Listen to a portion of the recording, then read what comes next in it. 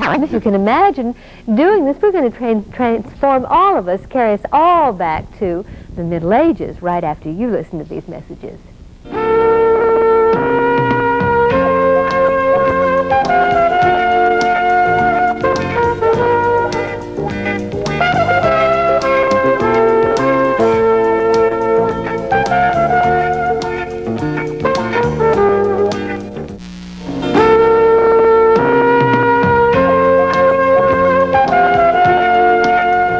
If you're like me and have sometimes wished that you lived in another era.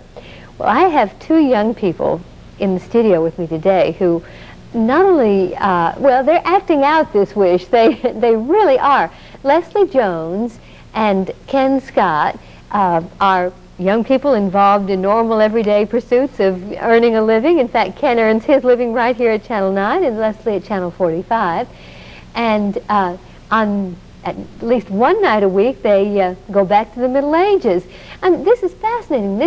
You are representatives of the Society for Creative Anachronism. In itself, that is a fantastic and wonderful title. I love it.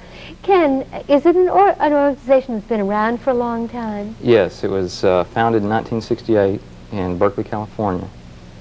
It started out as a backyard, as a party in the backyard of the neighbor of Poul Anderson, a prominent science fiction writer. And it blossomed from there. It spread almost like a plague east. That's a bad comparison there. Well, it's pretty widespread. It stretches up into Canada and... Leslie was saying it was international, as a matter of fact. Yes.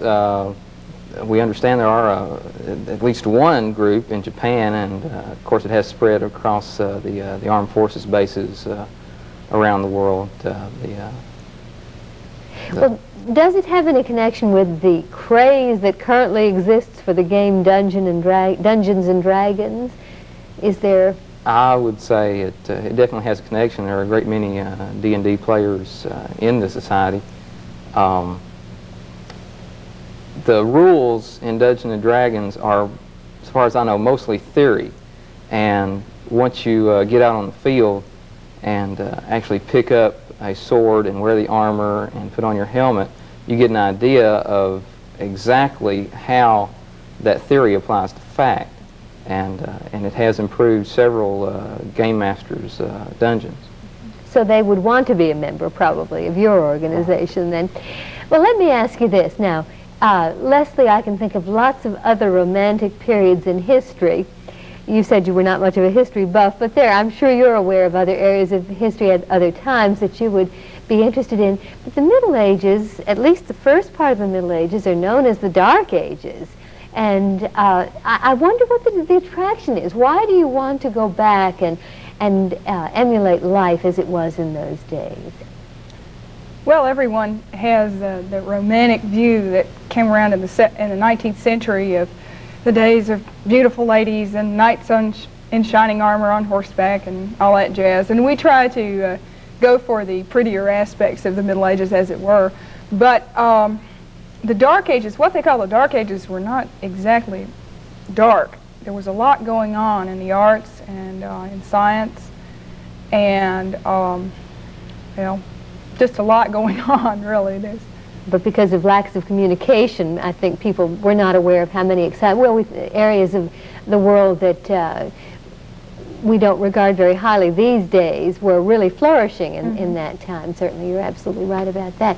I'm fascinated by your costumes, which really are lovely. And you shared with me, Ken, some of the magazines that you receive, and there is a magazine that comes out every month. It's a fascinating magazine, and you have, did you get your patterns, your ideas for your costumes from these magazines, or did you just design them yourselves?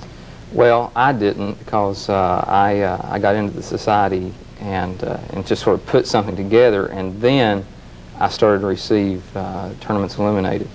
But there are quite a few good costume hints in tournaments illuminated. There's also a larger volume published by the Society called the Known World Handbook, and it's sort of a compendium of everything: costuming, heraldry, combat, and more.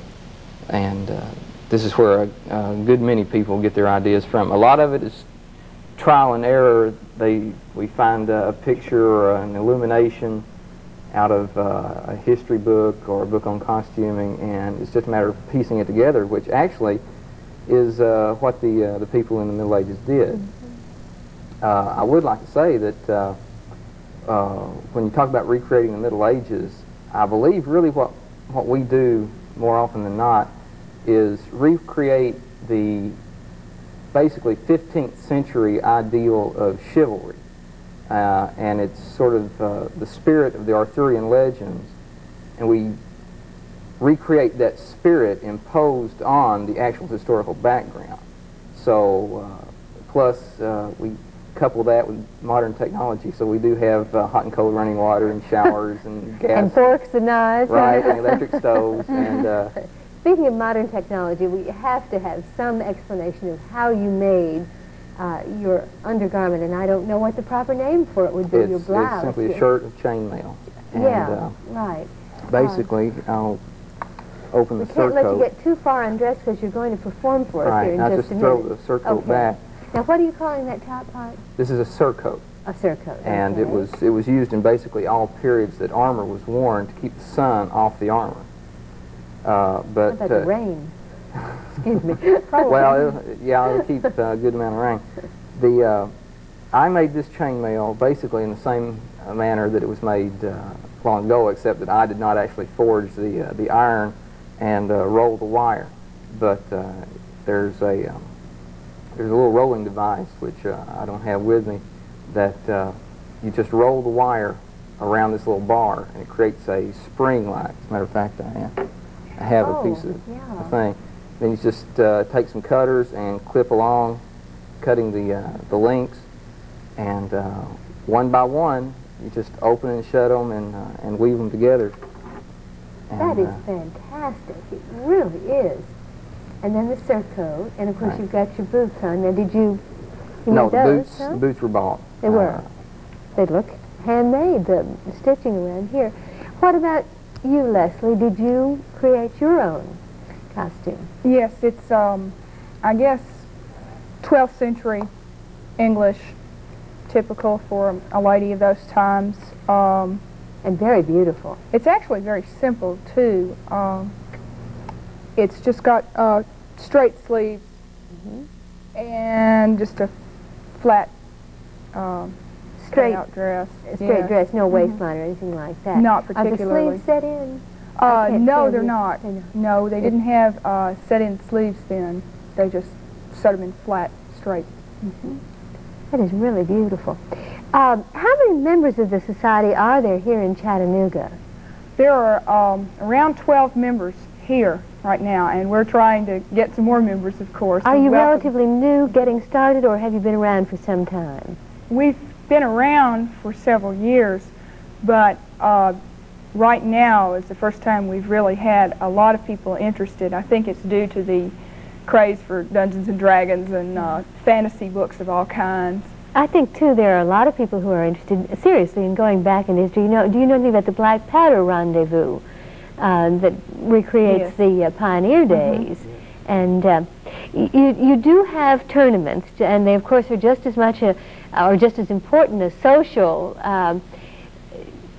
rallying point as they were in the times that we're really talking about, too. Now, you're going to have one next weekend, I understand, on the 30th of May, is that correct? Yes. And where is it going to be held, Ken? It's going to be at Harrison Bay State Park. It's in their new group camping facility, which I'm afraid I'm not familiar with. I'll find out about that, like everybody else with, I suppose. But there'll be combat late in the morning and through the afternoon on Saturday morning. Then there'll be a break, I guess, of several hours so that people can rest up and get cleaned up and put on their finery for the feast and court in the evening. Now, what is the feast going to be like? That's fascinating. I think that's one of the things everybody thinks about when they think of the Middle Ages. They think of the dreadful lack of table manners and the dogs that acted as napkins for the people of that time. Surely you're not going to recreate that. Promise me. Promise the health department you're not going to. No, we follow the health department's rules very strictly. You do. But we usually get everybody together in one big hall. We have people who actually serve the food. We have people who are servers, and they bring around the food to everybody. We have usually 6 or 7 courses. That is, each dish is a course, of course. And we have recipes from old cookbooks, usually written around the Elizabethan times or a little bit later in the Cavalier period. That's the first time they really started writing down recipes. But there are a lot of recipes we use today that are almost unchanged from the Middle Ages. I was interested in the recipes included in these magazines. I guess calling them magazine is acceptable. They're so much nicer than most of the magazines that we get, and very informative as well. Ken and Randy Bush are going to be in combat here in a minute, but before we go to them, Leslie, tell me, you have a governmental setup within this organization, don't you? You have a king. Yes. And how is he selected? We have a king, and the king is selected by right of arms. He has to win a double elimination tournament, and only certain people are allowed to fight in the tournament. They have to have been members for a certain amount of time, and they have to have a lady who is willing to be queen, and which most ladies are. And let's see, they have to be proved able on the field. And all the fighters, including some lady fighters who want to try to be king, or sovereign as it were, go out on the field and fight in this tournament, the Crown List. But now, I would not think that that would be authentic to have a woman fighting to be sovereign. No, but it is part of our ability to have our nonprofit educational status. And also, some ladies really like to fight. And we don't discourage anyone doing anything that was done in the Middle Ages. I'm sure, but my point was that I don't think women did fight in those times. But this is, Ken is getting himself all ready to go, and Randy Bush has his accoutrements on already, and he's ready to go here. Now, this is a battle to the end, isn't it, that we're going to see? It usually is. Now, right now, I believe Ken is going to demonstrate how we teach a new fighter, and he'll be demonstrating what we call a killing blow. Oh. Killing blow to the top of the head. Yike! And a killing blow to the side. Oh, wow, now that's 16-gauge steel, heavily padded, that he's wearing. Promise me. And he can't get hurt in that, really. We never have had injuries. What are the swords made from? They're made out of rattan. We've discovered through 15 years of trial and error that rattan is the best thing. It doesn't splinter, and it doesn't crack and hurt people. When it breaks, it shreds. And the swords are wood. Yep. The swords, I didn't mean the swords at all. I meant the shields. Shields, thank you. Shields are 3/4-inch plywood. And now they're going to fight. So the object is to hit the head.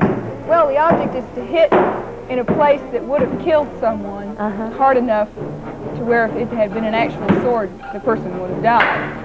Oh, he lost his sword now. That's bad, isn't it? And we give the sword back. Oh, okay. It's chivalry to allow someone to have his sword back. Okay.